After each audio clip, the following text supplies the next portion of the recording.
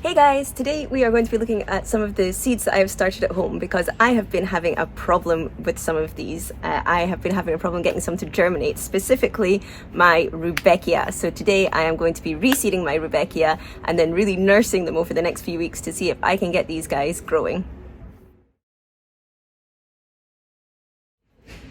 Hey guys, my name is Peggy and I am growing a cut flower garden on my allotment here in Kanagawa Prefecture, Japan, which is just south of Tokyo in USDA Zone 9B. Thanks for checking out my channel.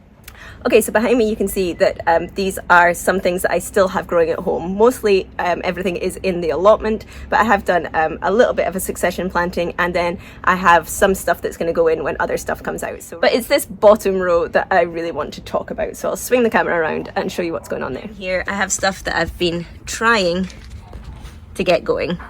It's a bit messy with my seed tray falling off the back there. So this is basically foliage or filler flowers. Now, I didn't have much luck with filler flowers last year. I just didn't have enough of them in the garden, and so I had a bit of a problem making bouquets and stuff, so I really wanted to focus on that more this year. This one is amaranth, which is doing good and actually needs pinched because that's starting to put out some flower already, so I need to pinch these. Now, I am starting to slightly regret putting amaranth in the garden because it has reseeded itself and I'm having to pull lots of it out this year, but I got a different type this year. This is amaranth coral fountain, so let's see if I like this one better. This is some crimson clover, which is doing quite well. Now this has come up and died and come up and died and come up and died, so I have been having to reseed this. This one, which looks like it's doing really nice, is my drumstick scabious, and again I've reseeded this over and over again. I'm just not having very much luck in this tray.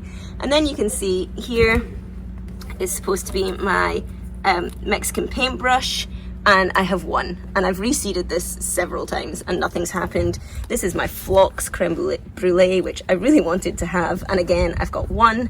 And then my rudbeckia, and this is the one that is really upsetting me. None. So if you have been following along and you followed along last year, you'll know that I planted lots of sunflower, and I had a pretty good success with them. I planted lots of different varieties, and they were kind of the darker or more orange or kind of rusty colored ones that I was trying to grow, and they grew well. I just didn't like them. They didn't smell very nice once they were in the house, and we have quite a small house, so the smell became quite pungent quite quickly. They don't have a great vase life. They had a huge amount of pollen drop because they weren't all F1 varieties. If you're buying the F1 varieties, then they don't have pollen, so you know that's not an issue, but not all of them were, so I had a huge amount of pollen drop. And I found them very hard to work with. If you have a big bunch of sunflower, it's very nice, but they were the varieties I grew, which were like Velvet Queen, Copper Queen, Evening Sunrise, Even Sunset. Those kind of the plum ones. They were really big flowers, and they were hard in the garden. They very quickly shaded other stuff out. They were hard for me to harvest because I'm short and the flowers were not. And then the stalk was quite big as well. Even though I'd pinched them, the stalks were quite big. I also had a problem with when to harvest them because a lot of them would grow in clumps, and so if you wanted to get one when the flower was just right, you were kind of sacrificing four or five other buds. So it was a bit hard to try and decide when was the right time to cut them to get the best looking flower. So I decided that instead of them this year, I would grow rudbeckia, specifically, if I can find it, the rudbeckia Sahara. So this is rudbeckia Sahara, and I thought this is similar to the kind of colors that I was hoping to get from my sunflower last year, but they are smaller and you know, they're much easier to handle in the garden. They're on much thinner stems, so they'd be easier for me to use in arrangements and stuff like that. I also got this one, which is the caramel mix. And again, it's the same kind of colors that I was looking for because these are going to bloom at the end of summer for me. So it's kind of going into the autumny colors. And I was really excited to have these and hope that they would do kind of the same as my sunflower, but without all of the problems that I had with my sunflower. So I seeded these. It says on the seed packet to start them February to April, and I tried, and I tried, and I tried, and I think I have reseeded these 3 times, possibly 4, and they come up and then they go. and I don't know what's happening, and they don't all come up as well. I'm not getting very much germination on them. Now this other seed packet told me not to plant them out until April, May, so I held off on doing these. And then I've been away for a couple of weeks, so I'm kind of behind on things. So I then panicked that these ones weren't going to work and thought, well, I'd still like to have some kind of filler, and I'm going to have that area in the garden. So I went and bought these ones just from my local suppliers. Now these are kind of the standard Rudbeckia Black-Eyed Susan that you're used to. And these are roughly the same, but these are, you can see it says here, double. So these have the double flowers and the double petals, so they're just a bit fancier. So I'm hoping that if I plant all 4 of these now, I should get something. But I am worried because Rudbeckia are light sensitive, so they like to, they're kind of tricky because they like to be warm. They need the soil to be about 20 to 25 degrees when you start to propagate them, but then they want it to not be too bright because as soon as you get the 15-hour days, they're going to go to flower. So they need a kind of darker time to put up their foliage and get a good root system and become a nice strong plant, so that when they get the sunshine coming, they're ready to put up the flowers. And I don't have that anymore. You know, when I first started these back in February, perfect. I was starting them inside. I thought I was doing okay. But they obviously didn't like something. So now I'm a bit worried that I'm too late in the season and I'll get lots of foliage, but they won't actually be ready to put out flowers when the weather, which is very close to being the perfect weather for them, is ready for them to be doing that. So this might be a fail and I'll learn for next year, but I'm going to try my hardest and hopefully I'll at least get the basic varieties come up. I mean, I've got to try. I've got the seeds, so I'm going to try. So that's what I'm going to do today. I'm also going to replant my my Mexican paintbrush. I'll replant my phlox. I will replant some of these pink poker that I tried to direct seed into the garden, but they haven't really done anything because they got beat out by the weeds while I was away. So I'm going to start some of these at home. And then I'm going to start some of my Chinese lantern as well, because I want these to go in when my sweet pea come out. So yeah, let's do this. See if I can get any better this time. Okay, so I'm going to start with my Rudbeckia Sahara, and because I have tried these so many times, I do not have very many seeds left. So this is literally my last attempt, and you can see the seeds are pretty tiny. If I can get them out of the packet.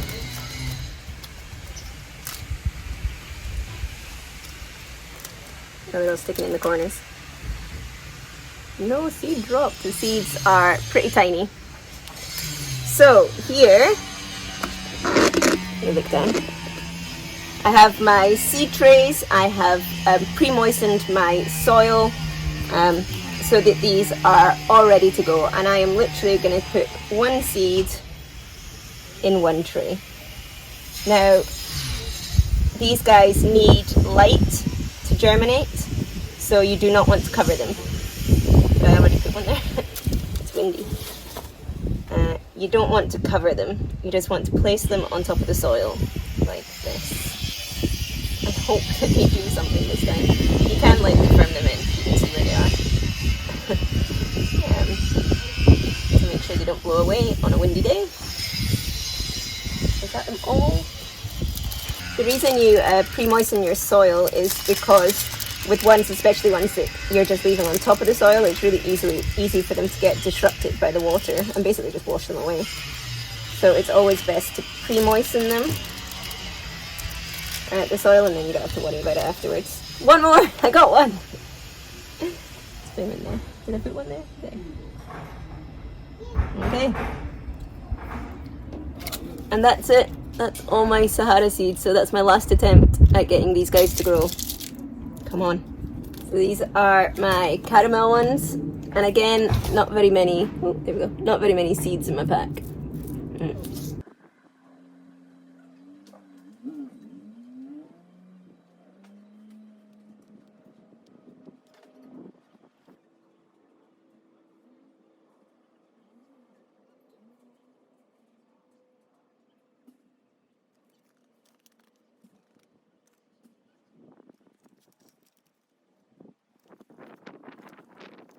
Literally 11 seeds in that packet. That was for my doubles.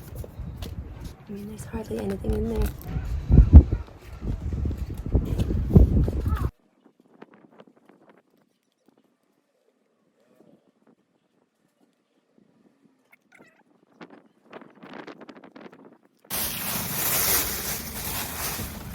Okay, so these are now all planted up and they are labeled. So I want to keep them nice and warm. Like I say, these guys like it to be about 20 to 25, 22 to 25 to germinate, and they want to keep their humidity. Now, like I say, this was pre-moistened soil, so I don't need to water it from now on. So what I'm going to do, because I don't have humidity domes, is put it in a plastic bag. And that as a nice little humidity dome while still letting the light in. Now, next year I will probably invest in better seed trays that actually have a tray on the bottom and a humidity dome, so I don't have to faff around like this. But for now, I just lift them and put them in my sink, put a little bit of water in the bottom of the sink, and let them soak it up. And it means that the soil gets soaked evenly all through, but it doesn't disrupt your seeds or your very, very small seedlings. So that's what I'm going to do. I will leave these bags on until I start to see germination, and then I will take them off and I'll move them out to my outside dome, because like I say, we're starting late, so the temperature is actually okay for them. But I'm really hoping this is going to work. Okay, it's been 5 days since I planted these rudbeckia seeds, and they have started to come up really quite well. So I have taken them out of the bags in the living room because I was having a problem with them damping off really quickly, and I've moved them out here into my pod. Now I have this open because it is very hot today, and they've been sitting out in the morning sun, so they're doing okay, but I am going to take them inside and put them in the sink for a little while and let them bottom water because they are looking a bit dry. But we do have the start of some germination. Although I must say that the common rudbeckia is doing a lot better than my fancier ones down here, where I've only got one or two starting to come. And the ones that have come are, oh, these are Sahara actually. I've only got a couple of the caramel. Team, it is not good news. So the last few days, maybe the last 3-4 days, we've been getting the tail end of a typhoon here, which has meant lots and lots of rain, cold weather, and really, really windy. So I've had my little seed pod here all closed up to protect my seedlings. The storm passed in the night, and today you can see is glorious weather, but the heat has just jacked up overnight, and my rudbeckia have not liked it. So the sun came up about 5:30 this morning, and it's now close to 10 o'clock in the morning, and in those 4 hours it has got so hot in my seed pod that nearly all of my rudbeckia have cacked it. They did not like it in there, so the very few seedlings that had come up are now pretty dead looking. I'll give you a look.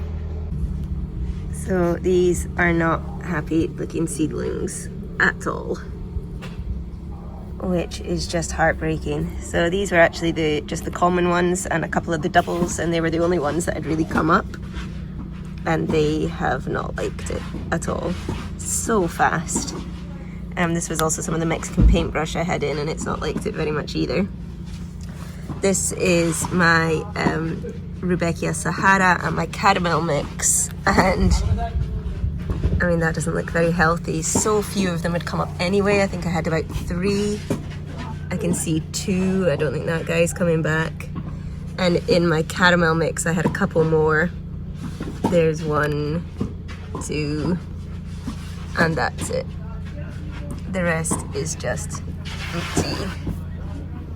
That's like my 4th attempt with these rudbeckia seeds, and I don't have any seeds left. These were supposed to be replacing the sunflower in my garden to give me a big flower for the end of summer coming into autumn. And it looks like I'm just not going to get any at all. I'm really, really upset. I've tried so hard. I've babied these guys so much. And just in the space of one morning, they're gone. And I can't replace them this time. So, I mean, I'll keep looking after these guys, see if any of the ones that didn't germinate are going to germinate, and see if any of these guys come back to life. But it's not looking very good. So I guess I now have a big empty space in the allotment, and I'm going to have to figure out what I can put in there this late in the season, we're now at the beginning of June, to fill that space if it's not going to be rudbeckia. And now I'm going to go cry. I gave up. The seed did not rally. I got nothing in that space of one morning. It all just got crispy and died and disappeared, and I'm really, really upset about it. But I filled the space here. I have put in some straw flower that I had already started, and I planted some crocosmia bulbs, which I love. Crocosmia was my wedding flower, so I'm happy to get a space in the garden for that at least. But I am really upset that the rudbeckia didn't work, especially because everything says how easy rudbeckia is to grow and to start, and that it comes back, and I just can't get it to work. So I'm not giving up. I'll try again next year because I really like it. So I will keep trying. But for this year, straw flower. Thanks for following along. If you want to see how my straw flower does, then remember to hit the subscribe button below. If you want to see what I do with all the flowers that I cut, you can check out my Instagram channel, which is From the Witch's Garden, and there's a link to that below. And I will see you guys next week. Bye!